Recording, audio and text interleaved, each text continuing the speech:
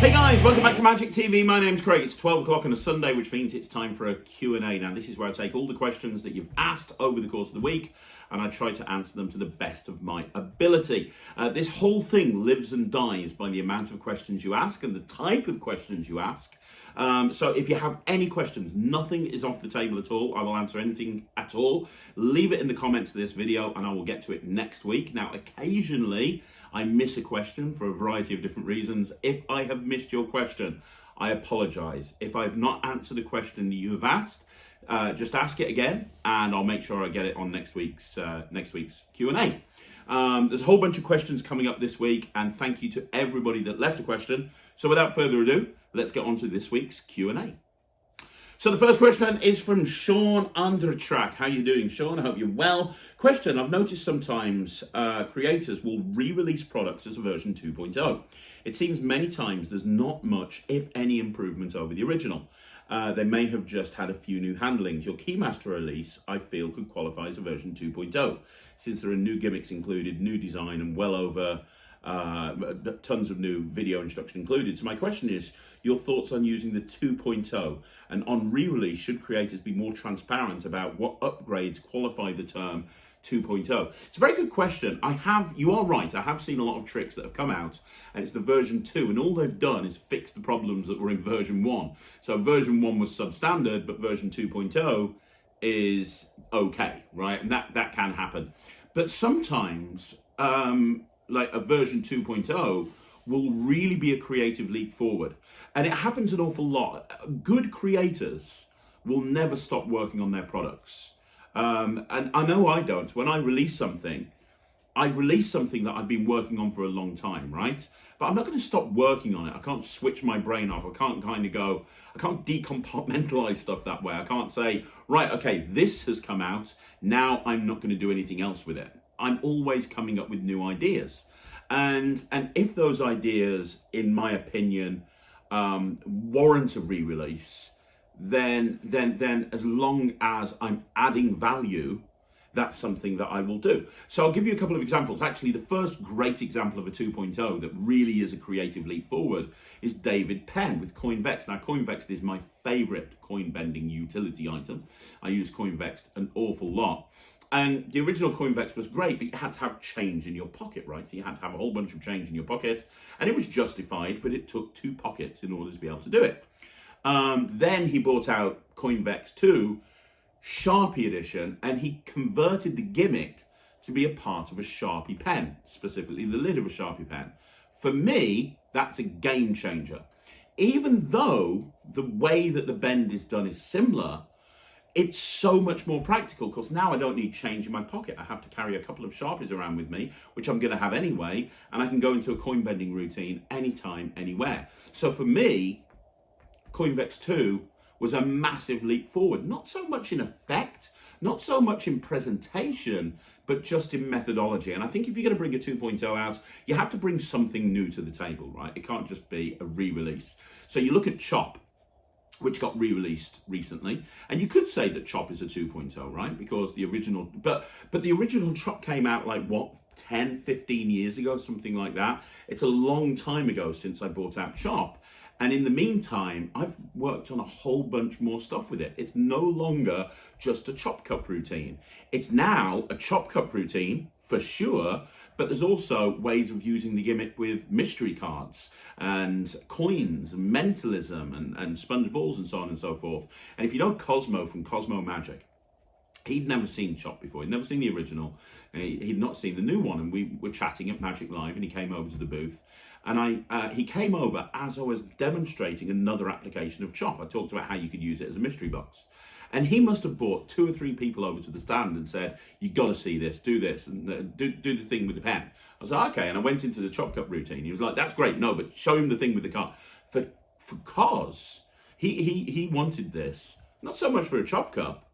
He wanted it to be able to do what he thought was the cleanest mystery box he'd ever seen, right? And when I spoke to Penguin about Chop, I said, well, the only way this is ever going to happen is if I can bring something new to the table. So there's new handlings, there's new sleights for the chop cup routine.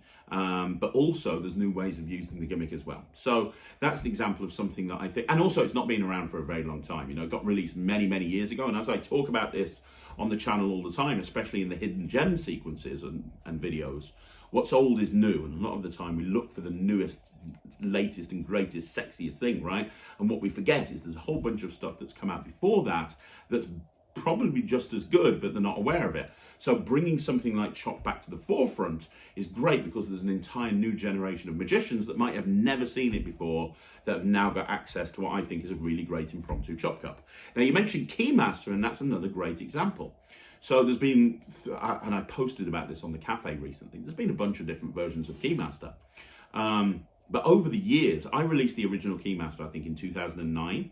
So that's what, 13 years ago, but I've been working on it for like 2 years before that. So really, it's probably been about 15 years that I've been working with the Keymaster plot.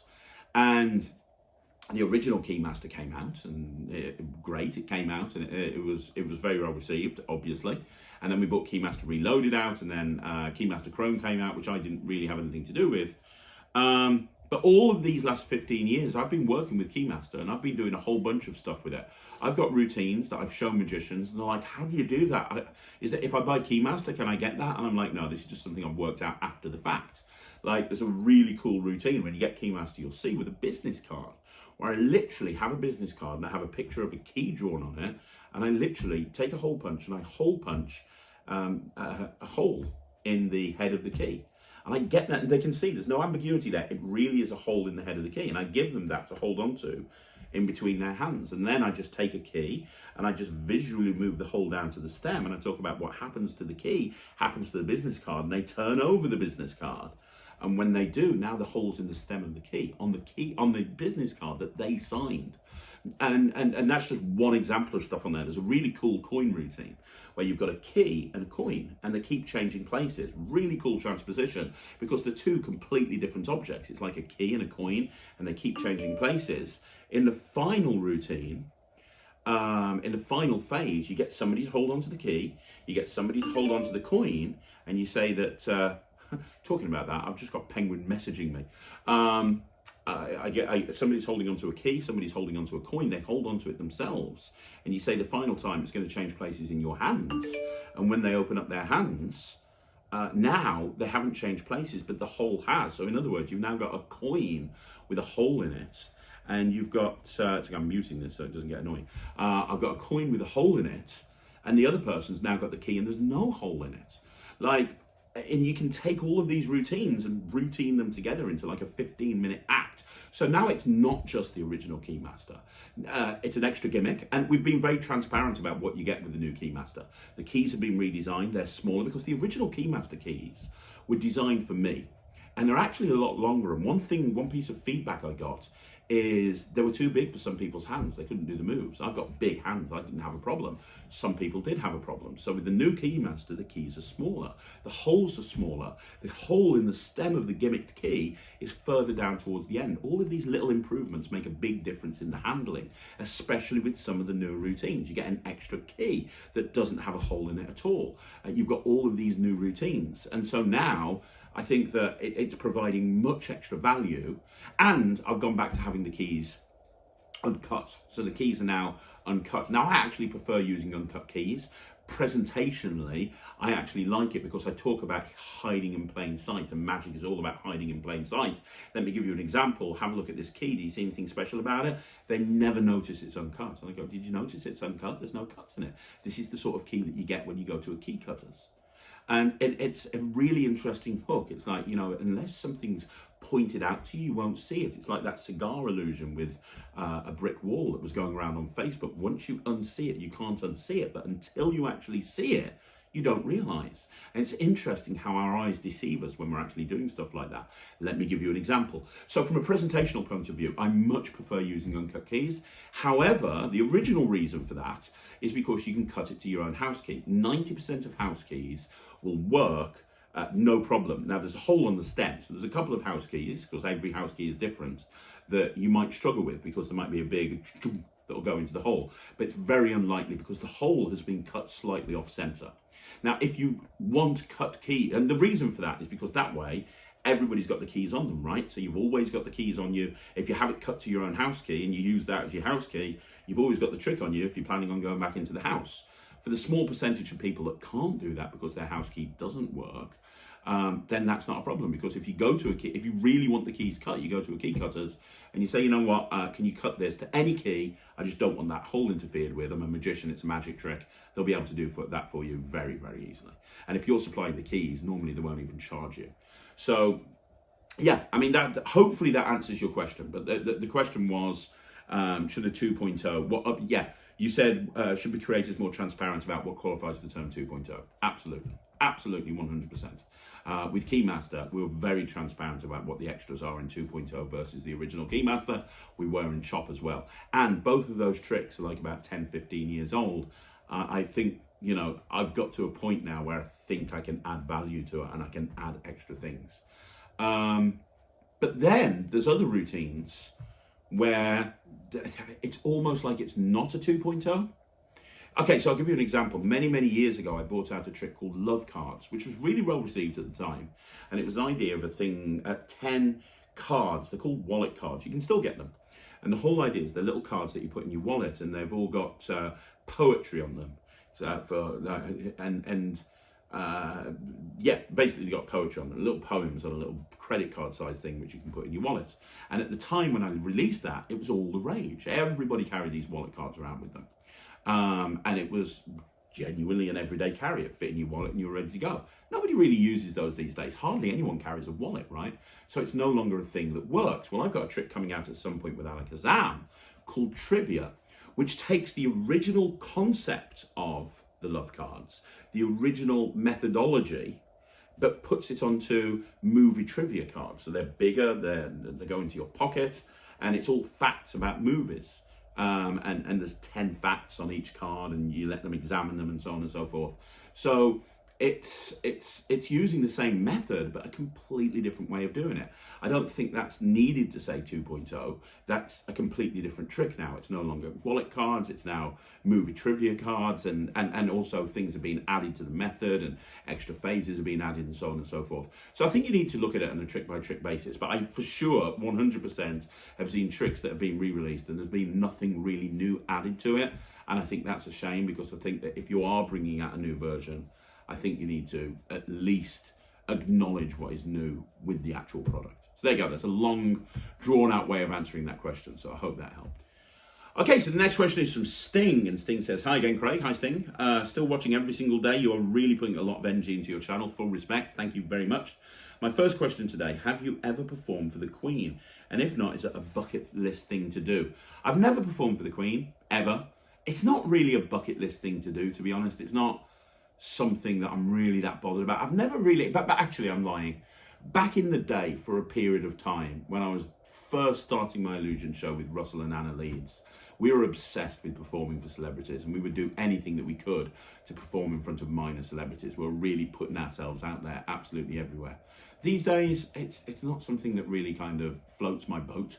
I just love performing. I don't care who I perform for. I'm not that bothered, you know, as long as they're happy to pay me. That's kind of all that's important to me these days. I'm not the person that's going to be performing to the Queen. If it happened, would I go, would I turn around and say no? Absolutely not. That'd be ridiculous. But it's not something I'm going to go out of my way to try and make happen, if that makes sense. Okay, so the next question is from Magic Dimitri, and Magic Dimitri says, I finally got an Orphic wallet because I just loved your routine for the trailer. Thank you very much. And I have a weird question. Do you give out the signed card as a souvenir, and why or why not? Yeah, man, I always give out signed cards, 100%. I always like giving out signed cards. I like giving people little souvenirs and stuff like that. Now, I kind of think to myself, are people really going to keep this signed card? And I'm sure that the people that aren't. You know, I've done gigs in the past where I've been working hard. I've done like a 3-hour close-up job, and I've been like, boom, boom, boom, boom, boom. And I've seen a couple of the signed cards that I've given away have just been left on the table. But I know also that there's lots of people that have had those signed cards. I've 100% kept them and kept them, because when I see them again at another gig, they take it out and they go, look, I've still got this from whatever. So I think it's always nice. It's great as a way of getting people to remember you. From a marketing point of view, it's really smart. One thing that I've done in the past and haven't done recently, but I should do, is I had little stickers printed up, which was just my name, my website, and my phone number. And I used to just take the stickers out, a little sheet of stickers in my top pocket, and when I gave someone a signed card, I just stuck a sticker on the back of it with my contact details, which is nice. But just the act of giving them a souvenir is nice. I always try to give people souvenirs as much as possible. One thing that I like, everything from Cuban bottle to bent coins to anniversary waltz to signed cards and all points in between. I think giving people a souvenir is kind of nice. And yeah, thanks very much for the kind words with Orphic. You know, I'm doing that a lot more these days. I talked about this on the Magic podcast.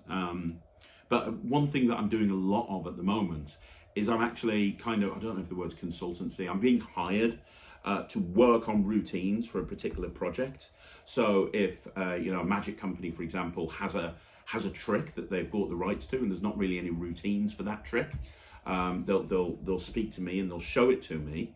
And they'll say, hey, what do you think of this idea? This is the concept. What do you think of it? And if I don't like it, I tell them, because my reputation is really important. So if I kind of don't like the look of it, I'm like, no, I just don't think that's very good. But if I do like the look of it, and I go, yeah, it's really cool. They go, well, we want to release it, but can you come up with some routines for it? We've only got like one or two things. And one thing that I'm really good at, different creators have things that they're really good at, right? Lloyd is a perfect example, who is super genius at making gaffs and gimmicks, and I couldn't do anything like that. But one thing I'm really good at is taking a product or a gimmick, and then once I understand what it does, coming up with a whole bunch of stuff for it. You see that with the Invisible Deck project. You see that with the Memorized Deck project. You see that with most of the stuff that I put out, right? So I take it, and over the course of 2 or 3 months, I'll work out a whole bunch of routines with it. I'll work them in the real world, make sure they work, figure out which ones do and which ones don't. I'll go back to them and I'll say, okay, this is what you can do with it. These are the 10 best ideas that I've got with it. I've worked them all. They all work really, really well. And I think that's important because, you know, the production companies I'm working with on this, and, you know, I've done it for the 1914, I've done it for Murphy's, I've done it for Penguin. It shows that they care about the end product that they send to the consumer, because they've bought the rights to this. They've already got a trick with it. They could just release it as a single trick and just go, hey, this is the trick. This is what it does. Over to you. But the fact that they're coming to me and they're happy to spend money to have me workshop stuff on this and come up with what I think are the best routines for it, I think that's really cool. I think that's just great. It shows that they care about the end product. So Penguin, for example, any day now, they've got something coming out called the Boombox, which I've been working on for the last few months. And I filmed the performances and I filmed the explanation and the trailer and everything. And I just love it. It's so good. I've been working it so much. It's such a really strong idea for a trick, and anybody who was at Magic Live and saw me at Magic Live, they'll know that I was demonstrating Seth Race's flip balm. Well, when that was sent to me, it was literally just one trick. It was literally one trick, and it was a good trick, but it was just one trick. And as soon as I saw it, I was like, well, there's so much more you can do with this gimmick. It's a utility gimmick. It's not a trick. It's a utility. So it's stuff like that. You know, I'm filming something with Murphy's next week that's not my product, but I've put all the routines together for it. So I don't even know why I went on to that. You guys probably didn't even need to know or were interested. But the original question was about the Orphic wallet. Thank you very much. I'm really glad you liked it. And yes, when I hand a signed card out, I always make sure it's signed. Okay, so another question from Magic Dimitri. Magic says, I love your tricks and your presentations, thank you, but the only thing that I have from you is gossip, and it kills, by the way, thank you. I rarely do close-up, but most of your releases are close-up. Very true. My two favourite videos of your channel are the breakdown of the Kids Show and the breakdown of the Parlour Show. Are you planning on releasing any Parlour effects or Kids Show effects in the future, or teaching more of them on Netrix, for example, your chop cut routine? Right, okay, very good question. Oh, it says read more. Is there anything else? Thanks. Just thanks. Great question. So yeah, I mean, most of the stuff that I release is close-up. I love close-up. I perform on stage more than I do close-up, but I haven't really, there's routines that I do on stage that are my own, but nothing that I'd really consider a product, if that makes sense. They're more of my personal presentation that works for my style for various different routines. But yeah, for sure, if something occurred to me that I think would people would like, 100% I'd consider it. I am doing something at some point in the future with a production company, which will remain nameless, to do with kids shows, because obviously I run Non-Stop Kids Entertainment. I do a lot of kids shows. I have a lot of thoughts on kids shows. I am releasing my first kids show trick at some point, probably at the end of the year, beginning of next year. So that's something you want to look out for if you like kids shows. That's a really cool thing. But in terms of Netrix, there's nothing on Netrix about stage or kid shows yet. I say yet because there is something that we're going to be putting up. We are going to be definitely putting up a whole bunch of stuff on stage and kid shows, but that's in like phase 2. Over here at Netrix, we're a little bit like Marvel. We've got a stage with phase 1, phase 2, phase 3, phase 4. We've got the first 4 phases planned, and we're currently in the middle of phase 1, which is just proving to people that have subscribed to the channel, it's not a channel, that have subscribed to the Netrix, that we're reliable. Because one of the things we noticed from other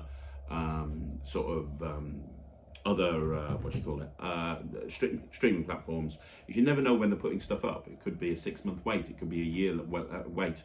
We promised we would be putting up at least 5 items every fortnight, sorry, and we're doing more than that. Every single week we've overshot it. We've done 5 tricks. Last Monday we put up 5 tricks, and we put up 5 routines, 5 tricks, and four marketing courses, I think it was. The next week we're putting up a whole bunch of stuff. So phase 1 is just proving to people it's a great platform. There's a whole bunch of stuff out there. I'm loving the Virtual Magic Club, by the way.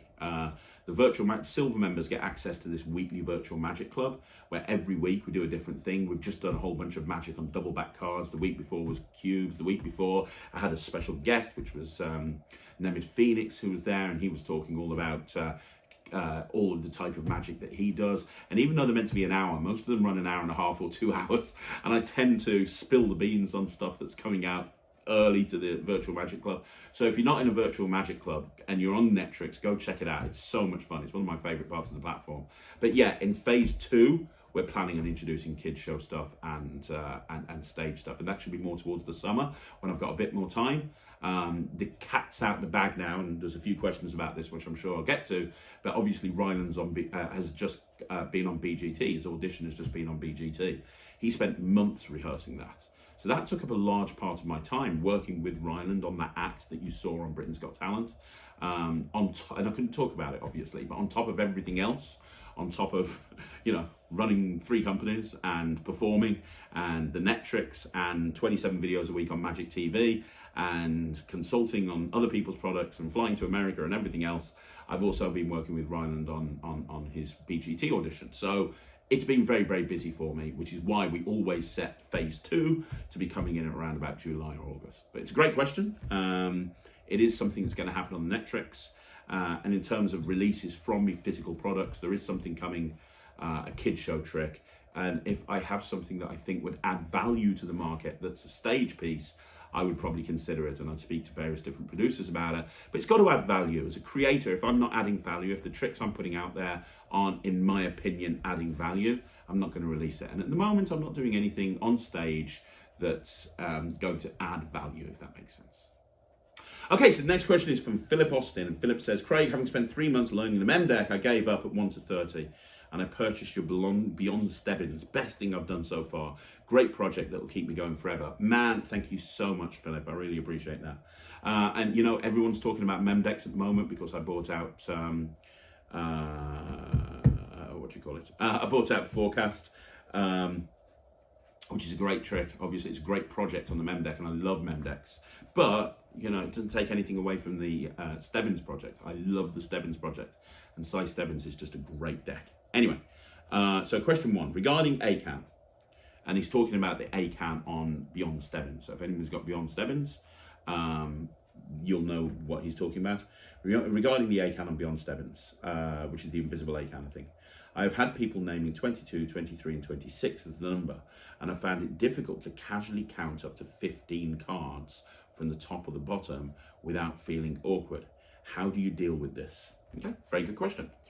So there's a couple of ways of doing this, and what he's talking about is part of the method for one of the routines on Stebbins is counting a certain amount of numbers, counting and getting a break under a certain amount of cards when they name a number. And normally you only have to count like 4 or 5 at the absolute most, but sometimes, as in the case with 22 to 26, you probably have to count more like about 10 cards or something like that. So he's asking how to deal with it. Well, that's a very good question. There's a couple of ways of dealing with it. Now, the first way is kind of the same methodology that we use in the quantum deck. So in other words, if they name 22, 23, 24, 25 or 26, it's how you structure it. Because if you remember with Beyond Stebbins, it's complete free choice of number, right? So you go, right, I want you to name any number at all, but do me a favor, make it a really unique number. Don't make it a number that everybody would name. And then if they go somewhere near the middle, 26 or something, you go, to be honest with you, everybody normally names in that middle section. I don't know why, but it's something that's really obvious. And I don't want you saying later on, oh, everyone names that number. So could you randomize it and make it a little bit different for me? Could you pick another number, but don't make it one that everyone picks? Now, by doing that, you're going to push them away from that middle section, right? And you're going to push them away into either a lower number or a higher number, which is fine because that means it's going to be easier for you to get that break in that situation. So the first way of doing it is to verbally shift them into the direction you want them to go. The second way that you can deal with it is just how you count the cards, because don't forget, at the point in the routine that you're talking about the routine, they haven't picked a card yet or anything. They haven't picked let me think through the routine. Do you want to name a number? Oh yeah, no, the number's named at the very beginning, isn't it? Yes, the number's named at the very beginning. So you go, just name a number, and then you get them to indicate a point in the deck. You cut at that point and you put the 2 cards to one side, and that's when you get in the break. So I had to remind myself for a second. Right, okay. So the other way you can do it is you've just put 2 cards down on the table and you've not shown them. So the other way of doing it, the maximum you're going to have to count is like 12, right? If you actually think about it, because you're automatically in that 14th position. So in order to get to 26, you're going to have to count 8 cards. 28 would be 10 cards. So really the most you have to count is 10 cards. So the way you can do it is you can say, now think about this for a minute. You chose those 2 cards. Are you happy with that point? Or would you like to go somewhere else? You're happy. Because think about it, you could have stopped on any of these, and these are all different, right? And you're not looking at them yourself. Have I got a deck of cards here? Hang on a minute. So this is a deck. This is where I find out it's not a real deck. Oh, it is a real deck. Look at that. Praise the Lord. Right, okay. So you're in this situation. So they've indicated the point in the deck that they want to cut. So they cut at that point. The 2 cards are put down onto the table, right? And you say, you sure you want those 2 cards? You can change your mind if you want to. You can go for another. I can put those back and we can go, because they can. You can put them back and you can get another 2, and it won't make any difference. It doesn't affect the method, right? When they eventually say, no, I'm happy with those 2 cards, you say, now think about this for a minute. You could have gone for any of these, right? You could have gone for any of these. These are all different. You could have gone for any of these. You could have gone for any of these. No way I could have known it, right? Now, what I've just done is I've just counted off 10 cards, which is the worst possible scenario, okay? And I'm doing it in batches of 5, 3, and 2. So I say, now think about this. You could have had any of these cards. These are all different. There's my 5. You could have gone for these. You could have got, and there's my 3, or you could have gone for these. The point is, you could have ended up absolutely anywhere, but you've got these 2 cards. And you're not even looking at the cards, and that's how you get your break.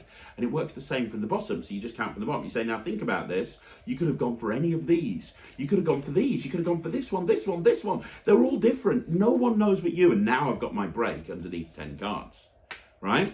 So that's how you're going to do it. That's what you're going to do. And doing it that way, it almost feels very haphazard, like there's nothing going on. And you're just saying to them, look, all of the cards are different. Boom, boom, boom, boom, boom. So, yeah, either verbally shift them or just make it part of the presentation. You know, if you could even, if you're struggling doing that, you could even count them. Say, look, if you'd gone 1 extra card, it would have been this one. 2 extra cards, 3 extra cards, 4 extra cards, 5 extra cards would have been this one. 6, 7, 8, 9, 10. You get the point. Every single one of these cards is different. You ended up on these 2 cards. I don't know what they are. I'm not even going to look at them now, but we're going to use those 2 cards to create your unique card. And now I've got my break under 10, right? So hopefully that answers your question. But if it doesn't, drop a comment down below and I'll clarify it some more. Okay, so we've got one more question from Philip Austin, and Philip says, would it be better and less misleading to use a Charlier shuffle? He's still talking about Beyond Stebbins here, by the way. Would it be better and less misleading to use a Charlier shuffle instead of a deck switch if punters shuffle? Another great project. Keep the magic alive. Regards, Phil. Yeah, I mean, you can use there's lots of different full shuffles you can do.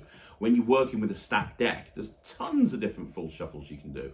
I don't think I spent too much time talking about full shuffles on the Beyond Stebbins project, but I did on the Forecast project. So on the Forecast project, I talked about a lot of different full shuffles, but there's lots of different ways that you can full shuffle. And you can do false overhand shuffles like this, which is quite nice, because the Stebbins deck is a rotational cyclical stack. You can actually do this, which replicates a full shuffle, and that works absolutely fine. If you've got a table, you can do a push through shuffle, or you can do a Zarrow shuffle. You've got that truffle shuffle. Oh, there we go. That's me dropping the cards. This is a relatively new deck. You can do a truffle shuffle, that sort of thing, which looks quite good, which is an in the hands waterfall shuffle. My favourite shuffle to use is a Pharaoh shuffle. I've never seen anyone do this before. I came up with it myself. It's got to be out there, but I've never seen anyone do it, and it looks really good. And I don't really pay attention to it. As I'm talking to the spectators, I just kind of give the cards a shuffle, and as I'm talking to them, I'll give the cards a cut, and that's a full deck full shuffle. And I don't draw attention to it. When I'm doing a full shuffle, I don't say, look, I'm going to shuffle the cards. I just let them see that I'm shuffling and I'm talking to them and I'm explaining what's going to happen, and boom. And all that's happening here is you take a small packet of cards, like 10 or 15 cards, Pharaoh shuffle them into the bigger packet, so you can see that the smaller packet's being shuffled into the bigger packet. And I just push all 15 of those cards through and I straddle grip them. But you can't see the straddle grip because my hand from above is holding everything, and I hold that position for a while, and then I just cut and I just strip them out from the I use the straddle grip to just strip those cards back out and put them back on top. So in full speed it just looks like I shuffle the cards, and as I say, I'm not really chatting to the spectators about this, it's just happening. They see that I've shuffled the cards, they see that I cut the cards. It's really fair. So yeah, you can use the Charlier shuffle, but Charlier shuffle for me is better for a small packet of cards, for sure. I think that if you've got a full deck of cards, I think that there's other ways that you can do it that will look better, if that makes sense. There's other ways that you can do it. But yeah, I mean, just doing a false cut, whatever it is, it will add things. Do whatever you want to do, but I would definitely add, when you're using any stack deck, I definitely add some false mixes, but don't overuse them. Don't use them all of the time. One good shuffle, one or two good shuffles and a good cut is all you need to do. So hopefully that helps and answers your question. Okay, so the next question is from the Junk Magic Ukulele Player. And his question is there a mini sucker die box that you could do walk around and it might combine with a mini chop cup? If not, please can you invent one, as it's still one of my favorites. There's not a mini sucker die box, but I tell you what is out there that I've seen, which is really good. It's like a sucker die box, but for $50. So it's a little wooden thing with two doors at the front, and you put a coin in there, and they can see that the coin's in there. And when you go to this side, you show it's gone. And when you go back to that side, it goes behind and hides behind, and you show it's gone here. So it works a little bit like a sucker die box, but it's for a coin, right? And there's another little box that you get with it that you can show empty, and then when the coin vanishes, it appears inside the box. So there is a sucker, I don't know what it's called. I had one years ago. I don't know where it is. I actually saw one on a booth at Magic Live, but I can't remember which one. That's what reminded me of it. And I went back to buy it later, but it had been gone.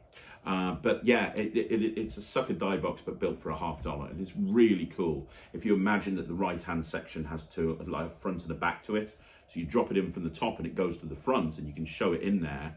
And then when you tilt it this way and you show it's gone, they go, it's over here, and you can actually open that door and show it is there. But when you tilt it back over here, now when you open up that door, it's going to look like it's gone, because it's hidden in the back section.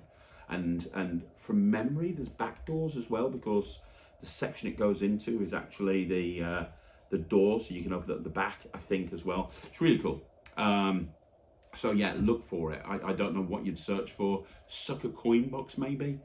something like that. But it's definitely out there. It does exist. It's not for a die, but it's for a coin. Okay, next question from the Drunk Magic ukulele player is, do you use a coin dropper, the one that looks like the front of a tipper truck with a bucket? I used to use one for the longest while. I don't use one anymore because the routine I used to use it for, I don't do anymore.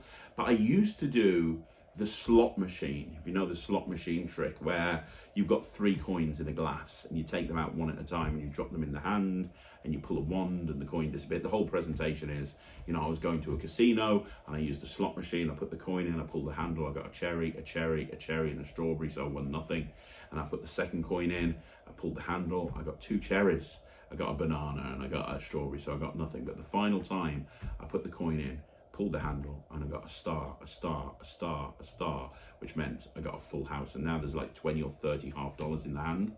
And I used to use the John Carney from Carnucopia method, which is a really great method, but it's bloody hard. It involves you basically edge palming, not edge grip, edge palming. We're going old school now.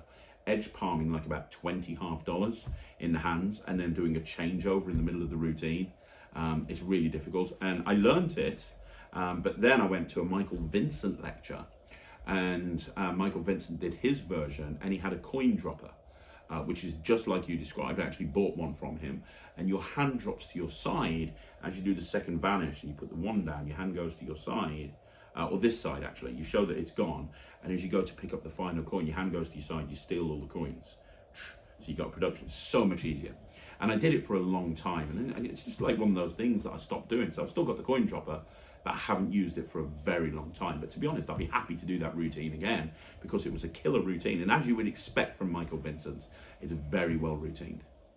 Okay, so the next question is one of the best questions I've seen in a long time. It's by Alex Kilpatrick. And he asks, how do you handle people requesting specific tricks for which you aren't prepared? I try to have a few rotating sets of tricks with me when I'm going to be out and about. Some nights I might do 1 or 2 tricks, others I might do 20 plus, including repeats. Lately though, there's been a few instances of show me or show this guy a specific trick that you did the other night. It's happened more than once for Chop and the Quantum deck, by the way. It feels awkward to come up with an excuse for doing another trick just because I don't have a particular gimmick in my pocket. What would you do? Okay, really great question. Especially if you're working restaurants, that can happen an awful lot, right? It can happen because you get people coming back to see you every single week. Now, the first way to deal with it is just to say, hey, I'm always trying to come up with new things. So rather than showing you something I've already seen, why don't I show you something new? Which is a great excuse. And it is an excuse, but it's a great excuse. The other thing is, you know, there's a rule in magic, never repeat the same trick twice. The first time it's entertainment, but the second time it's educational. You know, I don't want you to watch it again because this time you know what's going to happen. So you're going to be looking for the moment that the magic happens. And really, I'd rather entertain you than try and fool you. So that's another way of dealing with it. And then the other way is to deflect. So let's say they say the quantum deck, for example. So because you use that as an example, that and Chop. So let's use quantum deck. So you know they come in and they go, oh, can you show me that trick with the blank deck? And you go, what, the one where the cards at the number in the deck? Yeah.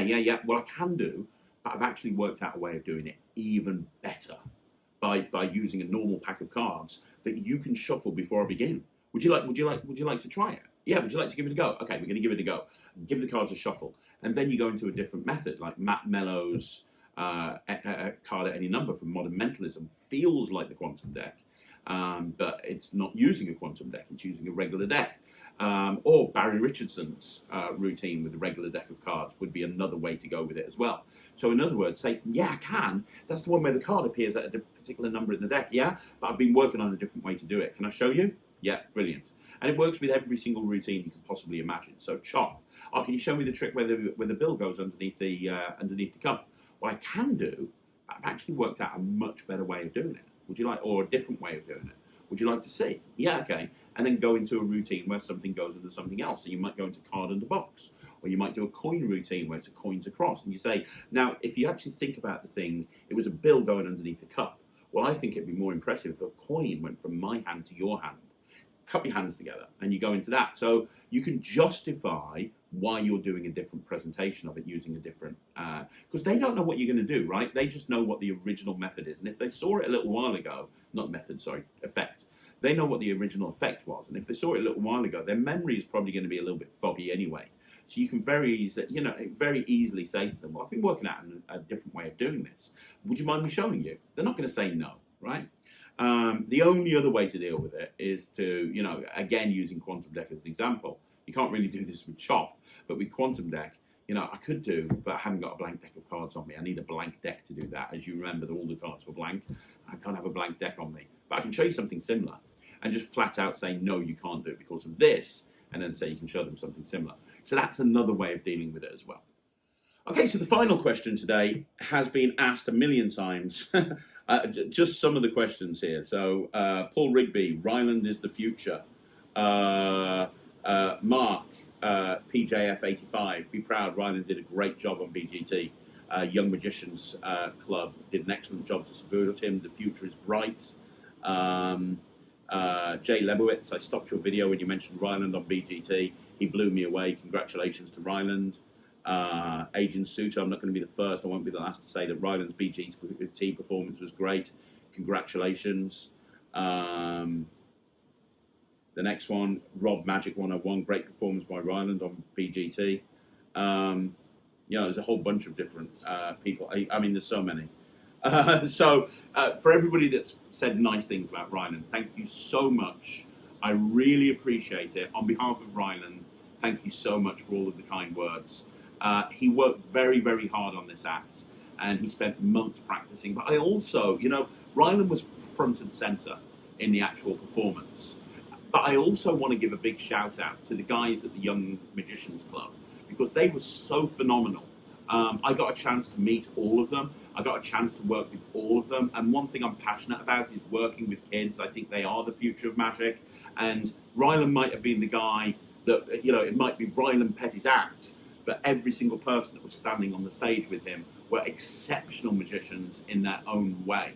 And just hanging out backstage at BGT with them and watching them perform and fool the pants off me over and over again, trust me, the Young Magicians Club is absolutely phenomenal. But in terms of Ryland, Ryland's great. Ryland's amazing. I am absolutely biased. I know how hard he worked.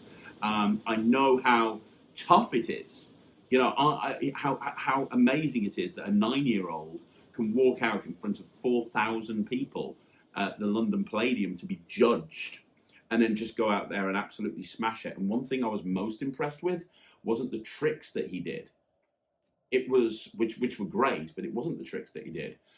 I was impressed with his stage presence, because you can't teach that, right? You've either got it or you haven't. And Ryland's really kind of got it and has always had it.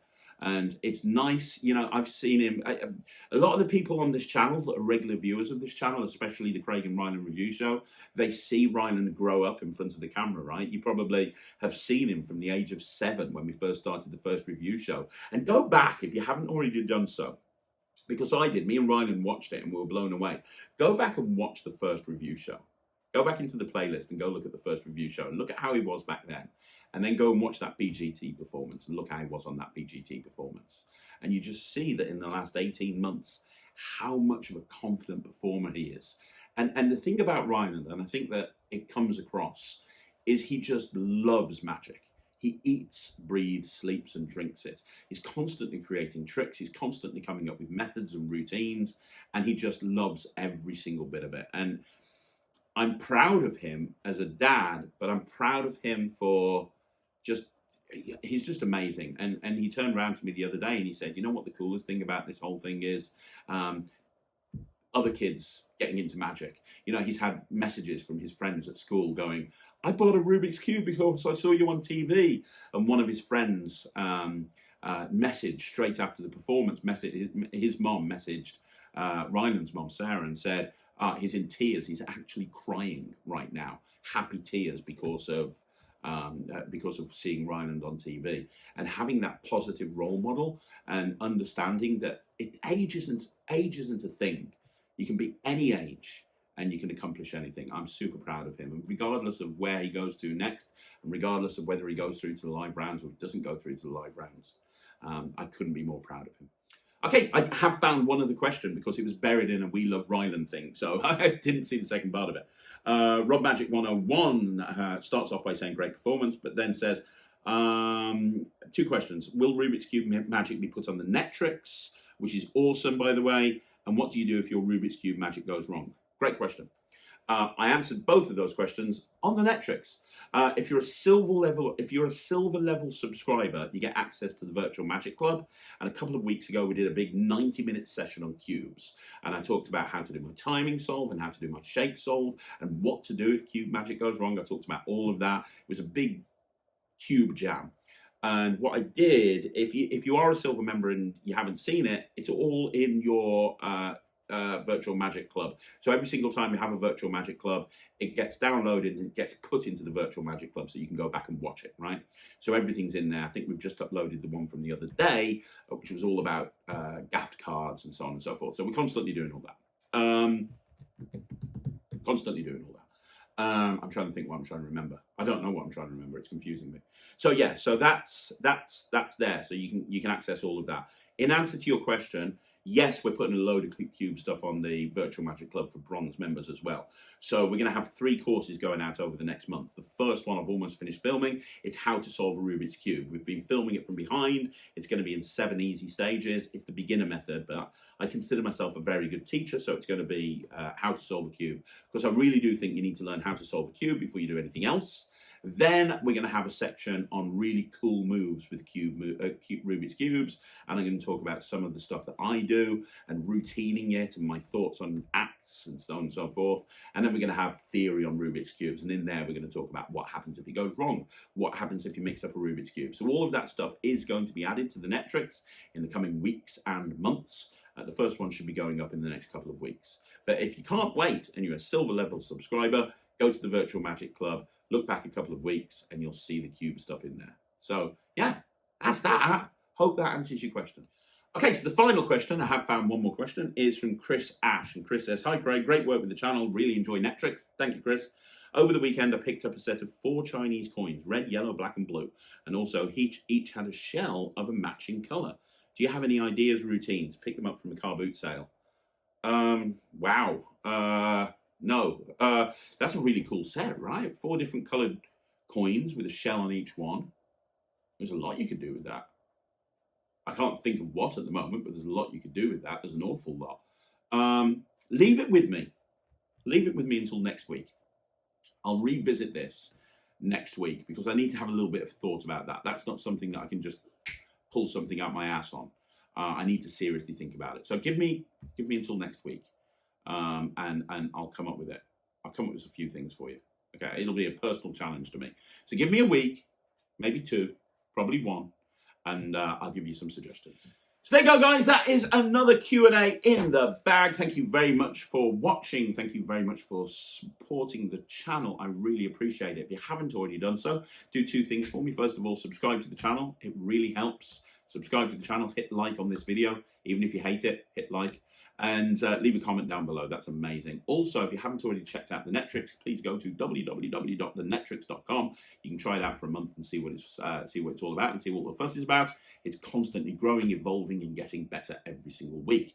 And if you haven't already checked out Ryland's performance on BGT, you can do so by searching Ryland Petty BGT on YouTube. And I will be back again next week with a whole stack load of videos. And I'm going to be back later on today with a few more as well. Thank you very much for watching. I'll see you again soon. My name's Craig from Magic TV.